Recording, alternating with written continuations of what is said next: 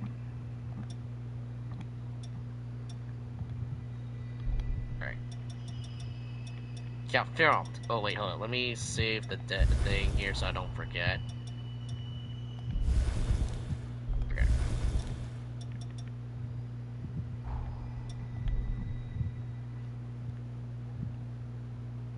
Alright. Magmel.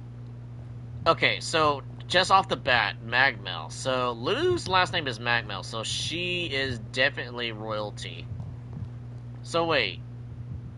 Did we marry are we married? Oh no, I'm a little confused.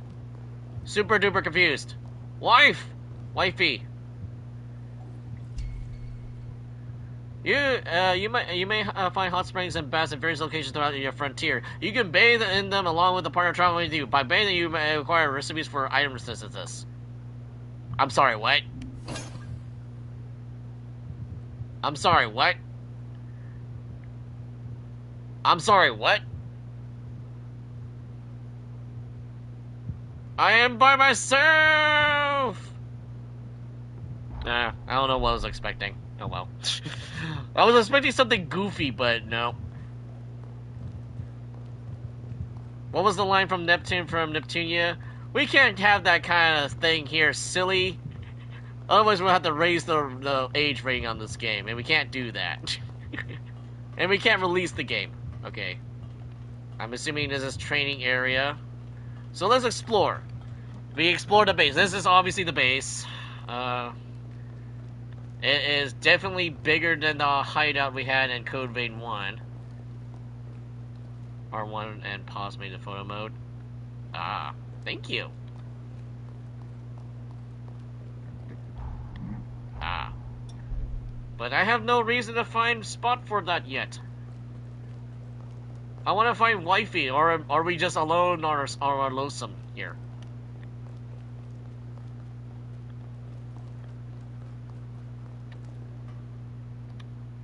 Device not working. Yeah, I cannot escape the demo. Okay, so, general goods, items, healing items, stuff like that. Status effects, throwables, armory, weapons. Wait,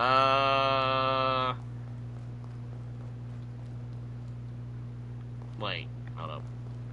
Crafting. Oh no, this is probably the crafting area. Like you craft weapons and augment weapons and whatnot. This is where you buy shit. Yeah. Okay. I'm spitballing here. I'm spitballing. Because of all the characters that we saw from the trailers and previews, Lu has an older brother. So, I don't know if I feel okay about that or not. Not to say that he's going to be a problem, but say I might be the problem. Ooh, what the hell?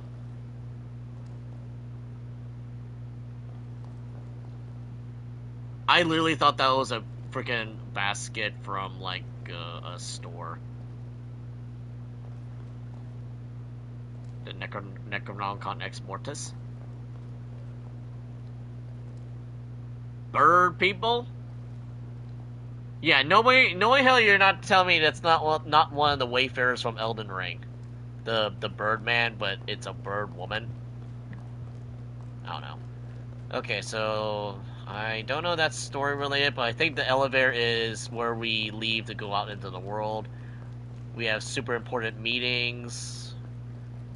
There's a kitchen where shenanigans and did I just spot ramen bowls? Yeah, ramen bowls. Yeah, because okay, so I don't know if they changed the lore because we're not in technically in a different universe in Code Vein 1. Also, Mito picture frame has been replaced. Lol. Really? Well, yeah, okay, so minor spoilers. Mito's already dead. He's one of the villains in Code Vein 1. If you don't know, Rox, that is Mr. Othmetus Wine voice acting as him, which is kind of funny. Because that dude's in every game. He's Zosalamel in Soul Calibur. He's freaking Shido in Persona 5. He's kind of like everywhere. Not insanely like Yuri Lowenthal or Jian Bosch, but he's kind of like in every game that I played in almost. Okay, so I'm pretty sure that's just other spots in the mansion. So wait, where's our room? I'm curious, because Wifey just upped and left to say, here, there you go. Enjoy the demo. Done. And but I want to talk to Wifey first, but no. We do not deserve that kind of kindness. As goofy as Code Vein is, because a lot of people say, oh, it's just anime Dark Souls with big boobs and whatnot. It does have a dark, like, aesthetic to it, especially with the lore implications. I mean, looking at Code Vein 2, things are a little bit more brighter, but it still has, like, the gothic aesthetic to it. Like, you see this big thing that I'm pretty sure that's what Lou resurrected us with. Literally looks like something from Brahms' Stoker's Frankenstein. Like, literally, like, looking like Tesla coil nonsense. All this steampunky-ish aesthetic. Yeah. Because I think Code Vein 1 had a lot of, like, black and red and, you know, a lot of desolation in its themes. This one looks like we're just recovering from the apocalypse type thing. Like, there's some hope, but because it's, according to the devs, it's an alternate universe, or it's not linked to the first game, we don't know if it's even connected to the first game or not. In name alone. But Revenants are still a thing, so, to be honest, like they said before, which I don't want to repeat it again, Code Vein 2 is pretty much its own story. Yeah, it's pretty much its own self-contained story. But you never know. They're trying to pull a Miyazaki and say, nope, it's connected. We lied. But I'm just being like, yes, all according to Kukaku, all according to plan. So, but yeah, it looks like it is all we can do. I think I explored every nook and cranny of the place here. There is a vending machine. So it looks like because I don't know if everyone in this world is Revenants now, because in Code Vein 1, now I might accidentally spoil a little bit of Code Vein 1, but the whole premise is that the entire world has been closed off from the outside world because of a certain calamity. And they call it the jail because there's an actual physical red barrier covering a big chunk of the city that's preventing anyone from leaving. Now, that may not sound bad. However, there's a reason why that barrier was put up in the first place, and the worst part is that when a Revenant dies, normally, if they don't get struck in the heart like a regular vampire lord, they come back eventually. They might lose a little bit about themselves, like they might go a little crazy, but they're strong enough in will, they won't go, like, they don't lose their marbles. Similar to the Hollows in Dark Souls. If you die enough times, you will eventually go crazy and you'll lose your sanity and attack other people. Same thing here, except with Revenants, you know, because it's vampire lore, if you protect your heart, you know, if you die and your heart's not destroyed, you come back indefinitely. You may go a little crazy, but you're still alive. It's actually reflected in game because, you know, just like in Souls, like if you die, you lose all your souls. In Code Vein 1, if you die, you lose all your what was it called? Haze.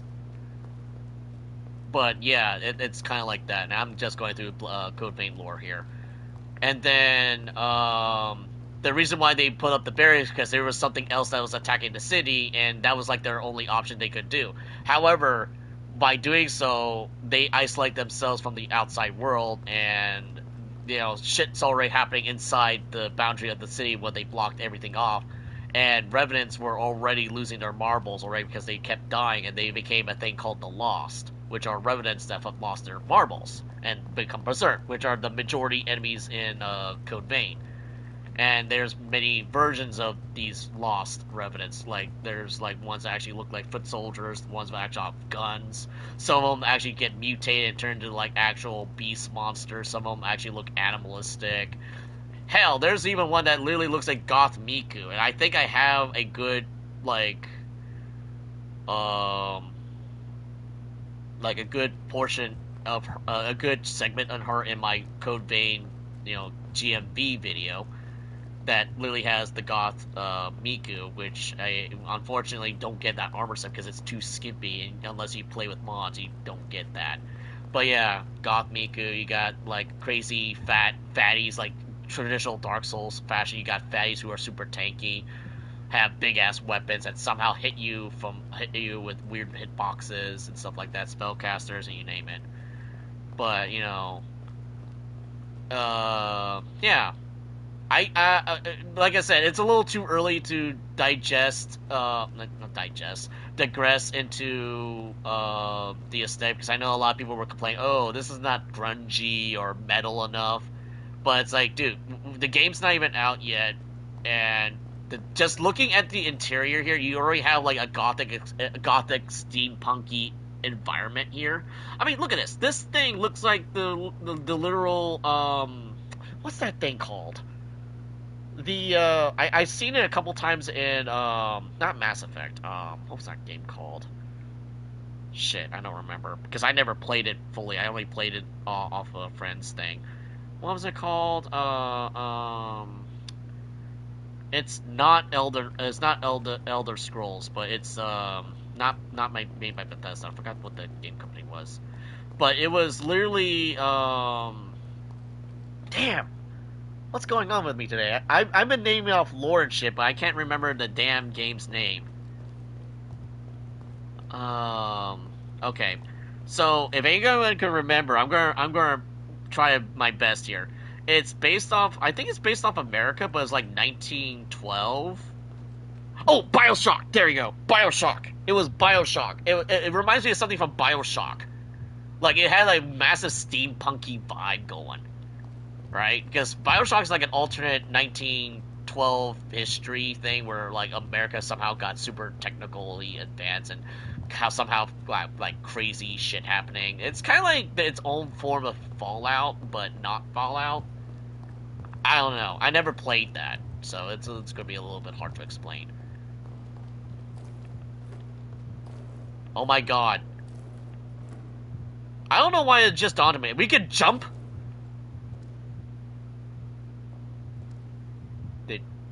Waifu just do superhero landing? Hold up. Waifu just do superhero landing. Hold up. Oh. Oh.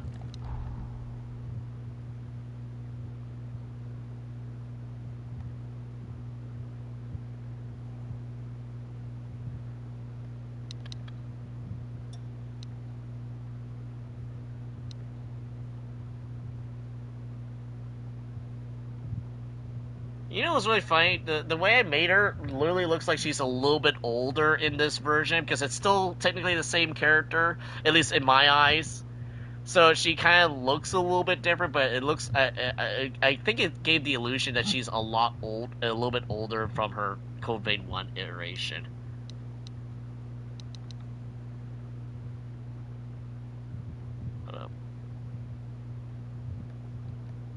Yeah, the camera controls are a little wacky because I haven't done any Code Vein related stuff in a while.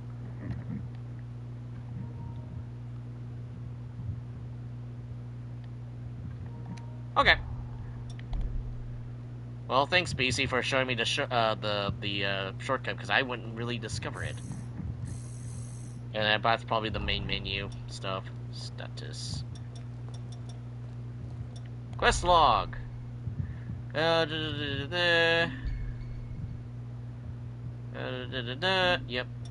Follow Lou and go outside. Yes, because I want to touch grass, but I can't. I want to touch grass, but I can't. Oh my god, okay, physics looks a little wacky, but as soon as they fix the bracelet thing, I'll go into that. So, hold on, let me check something here. Let me go back to the fucking mirror thing. Oh, it's on this side? Is it?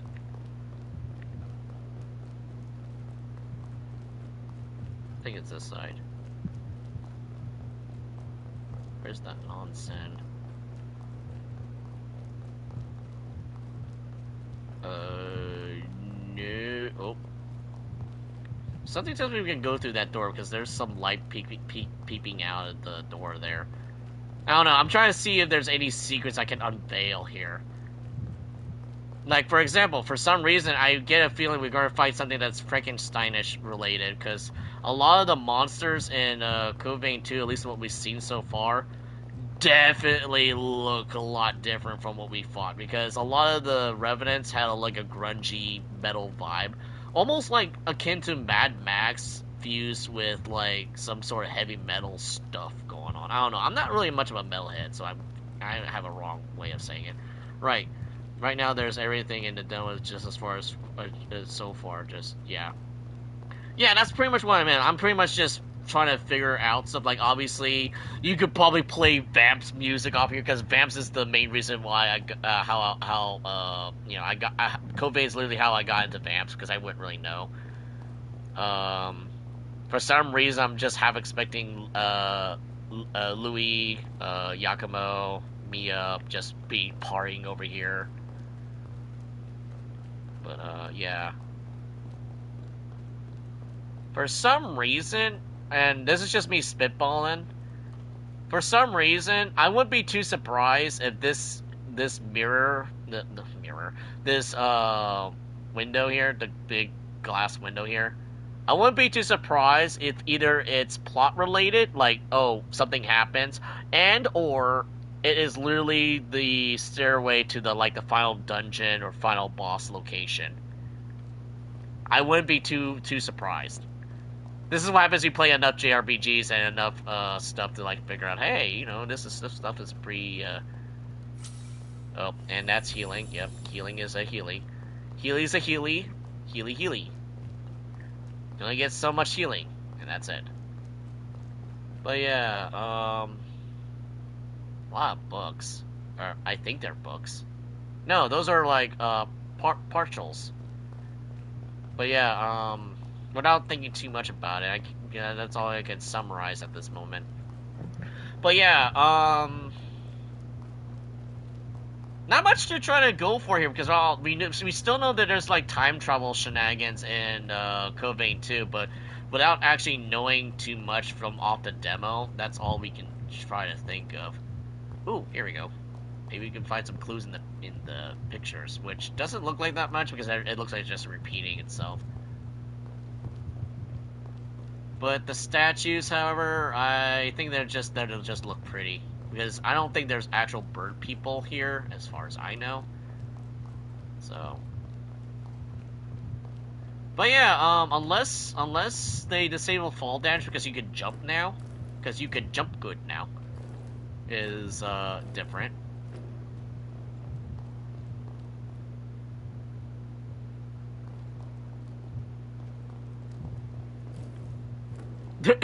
Okay, you can't ruin the thing. Whoa! Okay. Oh. Okay, that looks like something seriously from Neo 3 that I played on the beta test, but I don't know why. And also, the sky looks like it's falling apart. That's always lovely. But yeah, it looks like the world is more screwed up than the last time I remember. But then again, Code Vein 1 did give the hint of God Eater being the same universe, but they want to dodge that theory so many times. Okay, I'm placing a bet right now. If they show God Eater stuff in Code Vein by the time it releases next week, I'm gonna be laughing, and I say I was right. No matter how much they keep denying it, I'm saying it right then and there. So yeah, not much to go off, and that's pretty much it. But yeah, I'm playing around with the waifu looks pretty good. I really wish I'm pretty sure they'll fix the physics, because her cape was flipping out like crazy. So yeah, I'm ending the stream here, and probably go and play a little bit more Arknights Enfield a little bit after I take a short break. But until then, this is Lord Ryan here, signing out, sayonara. We'll see you guys next time for Code Vein 2, probably next week. Till then, later, folks!